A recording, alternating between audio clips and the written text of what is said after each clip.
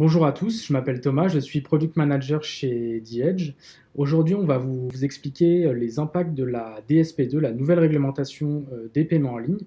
Suite à de nombreux retours d'hôteliers, on a pris le parti de vous expliquer le sujet en 2 minutes chrono. 2 minutes, 5 minutes, 6 minutes max, 10, inarrêtable.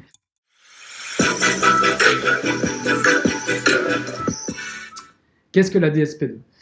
La DSP2, c'est l'acronyme de Directive sur les services de paiement. 2, pourquoi ? Parce que c'est la nouvelle génération. C'est une réglementation européenne qui vise à ouvrir le marché des paiements aux acteurs qui sont non bancaires. Donc d'un côté, le marché des paiements européens va être ouvert à la concurrence, et d'un autre côté, et c'est là l'essentiel même de cette réglementation, elle vise à renforcer la protection de vos clients.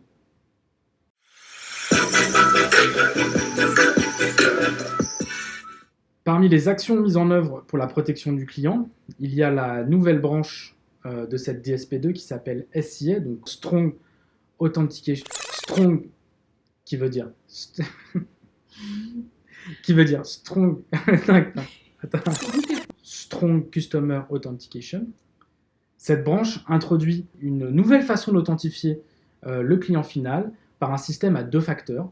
Donc toutes les transactions devront avoir au moins 2 des 3 facteurs suivants. Donc le premier, ce que votre client connaît, comme par exemple un code. Le deuxième, c'est quelque chose que votre client possède, comme un téléphone, un ordinateur portable.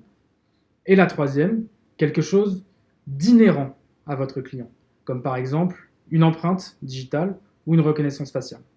Ce nouveau système d'authentification, aussi appelé 3D Secure V2, c'est la nouvelle version, va permettre aussi d'avoir une meilleure expérience utilisateur. Quand la transaction va être considérée comme étant non risquée, le parcours client et l'authentification va être totalement transparente pour votre client. C'est une belle évolution qui devrait nettement améliorer le taux de conversion de vos transactions.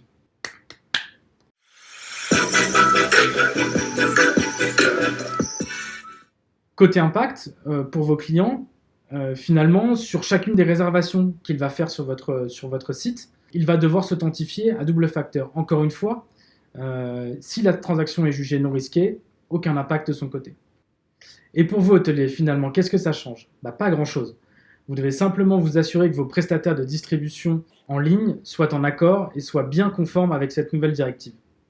Chez The Edge, par exemple, que ce soit vos réservations issues du Booking Engine ou du Channel Manager, nous avons entrepris de nombreux développements pour pouvoir être en conformité avec cette nouvelle réglementation et vous en faire profiter, vous hôteliers. Merci d'avoir regardé cette vidéo. À bientôt sur Display.